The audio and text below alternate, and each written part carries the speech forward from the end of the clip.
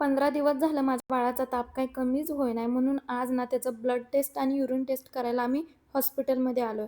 तसं तर डॉक्टरांनी सांगितलं नाही तुम्ही चेक करा म्हणून. पण आम्ही स्वतःच म्हणलो डॉक्टरला चेक करायचं आहे. कारण 3 वेळा आम्ही दवाखान्यात येऊन गेलोय. औषध पाजले तरीसुद्धा ताप कमी होईना.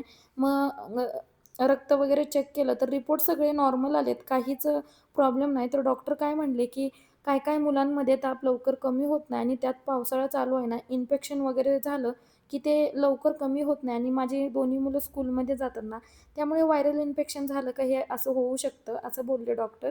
तर वर्षातून एकदा माझं बाळ आजारी पडतं, पण त्याचा ताप आला की लवकर कमीच होत नाही.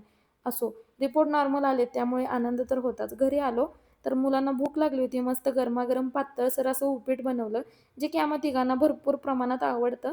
सो पोटभर आम्ही तिघांनी हेच खाल्लेलं आहे डिनरमध्ये आणि पाऊस पडला की असंच काहीतरी गरम-गरम खाऊ वाटतं ना आणि हे मुलांच्या हेल्थसाठी चांगलं सुद्धा आहे. चला तर व्हिडिओला लाईक करा आणि बाय.